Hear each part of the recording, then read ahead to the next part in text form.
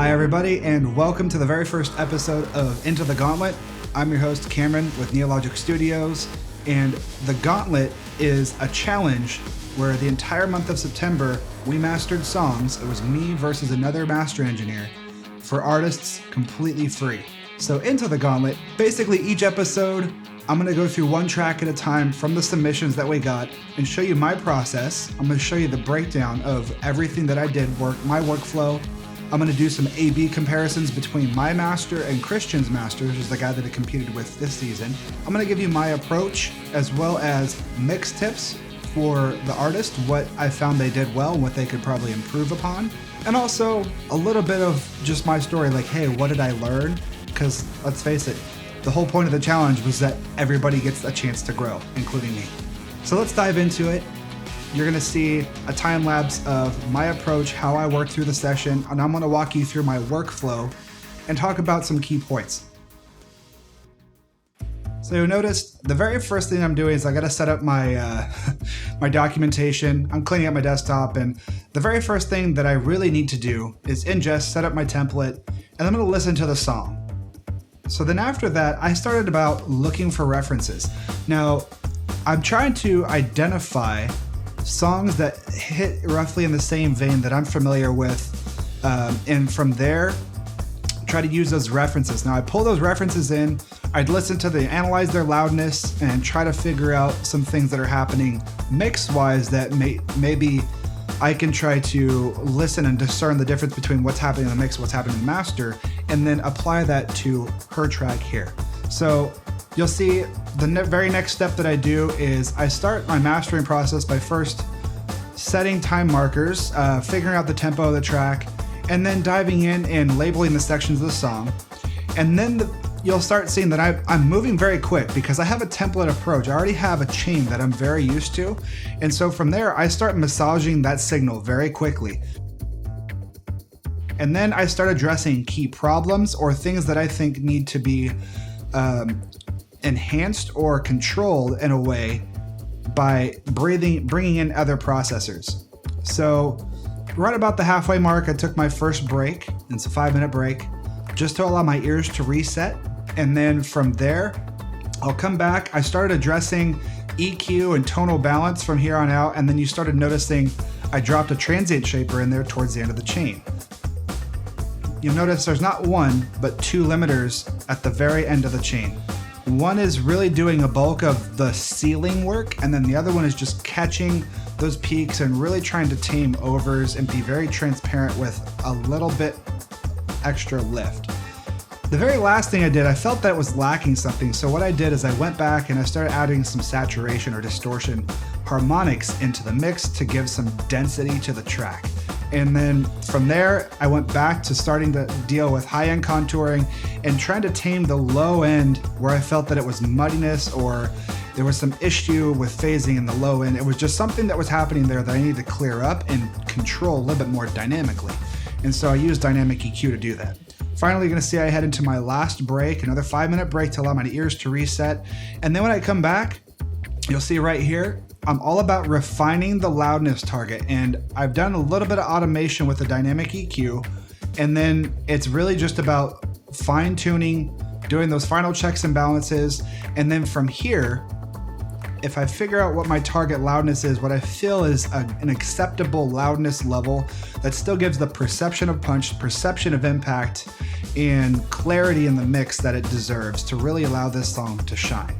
And then I do my final export, I bounce, and I'll send my upload. You can see as I'm reaching my final export here. And then I go to drive, and then I do a little quick check, make sure everything's good. I'll label the master so that way they don't know who did what, because of course that is part of the process. So there you have it, folks. That's a quick walkthrough. Now let me go ahead and let's take a moment, and when I come back, I'm going to show you my mastering session. We're going to listen to an A/B comparison. Okay, welcome back. And as you can see, I have the Master A and Master B references pulled into this session. And these are just the straight masters and the artist picked based on these samples. And so what I'm going to reveal here let me just go ahead and state this because it's already out in the open. Master A is mine, and then Master B is Christian. So there's a couple of noticeable differences right off the bat just between the waveforms. Obviously, you can tell mine is definitely a bit louder and more brick-walled.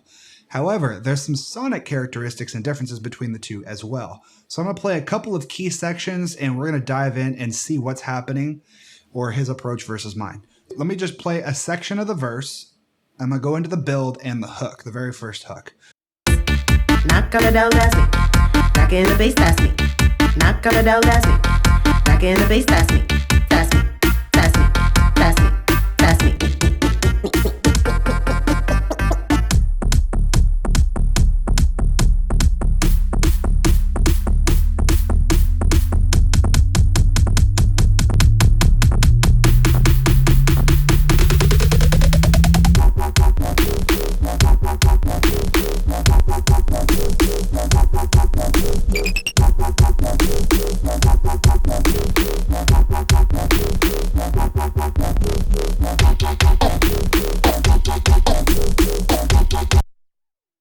Okay, so first off, there's a couple of things happening. One, there's some clear tonal differences, and two, you notice I'm actually going over, even though if you look at the file, there's no peaks that seem to exceed 0 dB. So there's something wonky happening with his master, and I'm not sure what happened there, but I checked in with him, and everything seemed fine on his end. So it could be something with I don't know. It could have been something with a transmission from the download that I received. Let me dive in, and I'm going to show you exactly what's going on. Okay, so here we have my master, and you can tell it's pretty brick-walled, right? Then we're going to look at Christian's master. So here's Christian's master. He's doing something very interesting to the dynamics here. And if you look at it, he's brick-walling it, but he's doing some automation with the volume, the overall level of the track. And so the very beginning section here looks like a very subtle ramp, not a whole lot of change. We're hitting maybe 3 dB negative, negative 3 dB full scale. And then it jumps during that first hook to about -2 or -1 or -2. So then you go back to this ramp again. You notice a little bit more dramatic of a ramp going into the final hook. And that final hook even has a ramp to it. So the loudest part is the very peak back here at the end. And it's really interesting they did that because overall the mix, like the master, is really transparent. There's not a whole lot of dynamic gain staging going on. There's not a whole lot of dynamic gain reduction. So he's not really doing a whole lot compression wise. But the other thing I noticed is it's very similar to the mix. So let's jump back and let's take a listen to the mix really quick. Not gonna down, that's me. Back in the bass, that's me. Not gonna down, that's me. Back in the bass, that's me. That's me. That's me. That's me. That's me.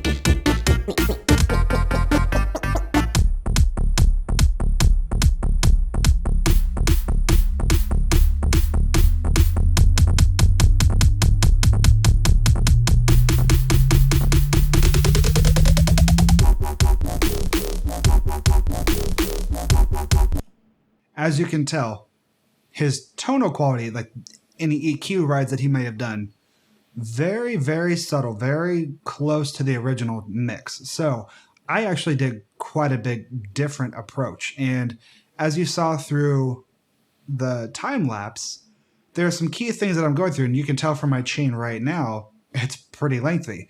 And my signature mastering chain has 2 stages of multiband compression. If you've watched any of my previous vlog episodes, I have a whole series that goes into can you master with stock plugins in different DAWs. And I have one out for Cakewalk, one for Ableton. I'm working on a few others. Let me know if you're interested in more DAWs, which DAW is your favorite, and I'll try to tackle that in the future. Leave that in the comments below and let me know. I'd love to know which DAW you're working with, and I'd like to be able to see if I can recreate my mastering chain or what it's doing with just stock plugins in your DAW. So back to this one. Let's dive into some mixing tips because there's a few key things that I noticed were really holding the track back from being a whole other level. Now we can look into it, and I've actually got, a lot of the markers up here. We see verse, we got a build, we go into a hook. the structure of the song is pretty solid. And I'm comparing it to references such as, Diplo and Sleepy Tom, which I think was Be Right There. And then I pulled in a Dylan Francis and Diplo track featuring Maluka, and it was KK, which is that was a pretty banging track back when it was released. So it's actually fairly recent. Both those tracks have very similar song structures, although their lengths will differ. She's doing a great job. Selenium has a great song, a great identity, a brand to herself. Her voice is in her music. It's all original. I think where it can really shine is to spend a little bit more time doing dynamics processing, vocal processing on her voice and the vocal performance to really sell the idea that she's trying to get across. So that's really my only critique of the song. I feel like that's where a lot of these spurious peaks are coming from, just because the vocal wasn't completely tamed. We see peaks well in excess of the rest of the mix that honestly, that's where my chain started to go to work, and I had to do some safety measures with limiting before I get to my dynamic stuff, just to shave off those peaks transparently, knock them down so that way they're not causing other processors downstream to overwork. That's a big key element. The other thing is we notice tonal differences between mine and Christian's, and that is with the high end and also the presence, the meat, the program level of the material, the structure, the sustained portion of the song. And I'm doing a lot of careful gain staging, a lot of different, serial staging of dynamics, EQ, multiband dynamics, more EQ, more compression, shaving the peaks, being very, very gentle. But each one of those is adding a characteristic. It's adding distortion, adding harmonics, it's adding things to the signal and modulating it in a very pleasant way. Now, the very thing that I'm doing with multiband, a lot of mastering engineers will basically stick their nose up at, because they're very critical of what multiband can do to transients. Now, keep in mind, anytime you introduce multiband, you're basically introducing a crossover. And anytime you have a crossover, there is filtering being applied. And that filtering can shape or smear the transient. When you're dealing with a lot of multiband, you can introduce comb filtering or phasing issues that will smear that transient and soften it to the point where you lose impact. And so I actually love this chain that I'm using because of the way that I'm still able to keep the perception of impact, softening the transients just enough, similar to like soft clipping or tape saturation, and then to introduce that sharpness or that crispness back into the master. Towards the end of my chain, I used the Soft Tube Transient Shaper. This is a great tool. You have to be careful with wielding it in mastering, just because you're dealing with pulling and modulating transient material over the entire frequency spectrum. Like, it's affecting every element in the mix. Typically, this is stuff that they want to do in the mixing phase. For example, if I were working with the artist directly, I would tell them I would prefer that if you gave me a more dynamic mix, something with more transient range that I could work into my chain, you'll still get a transient, punchy, overall dynamic mix that can hit the loudness target we're trying to hit and still have that perception of punch and impact. So be very wary of using transients or transient mod shapers in mastering phase. So that's really it. The lessons that I learned, and this is going to be a really cool one because I believe she selected Christian's master over mine. Now, it can be pretty obvious to see why to some people, because one, I'm doing a lot of sculpting to the mix and it sounds entirely different. To some, they want somebody to handle and enhance. They want somebody to add their magic and come and polish.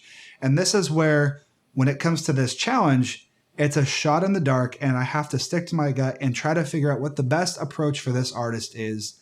I'm going to listen to the song. I'm going to try to guess. It's a lot of guesswork based on the genre she's in, what I'm trying to do to make it sound just as good as those hits that I referenced. And so this is where the difficult part comes in, because when it comes to working blind, we're not allowed to talk to the artist.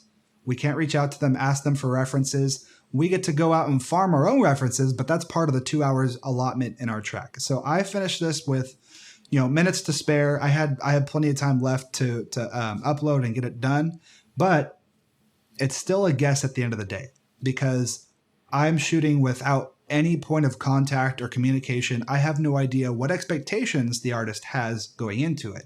And that's where I feel like maybe Christian pulled ahead because he erred on the side of caution.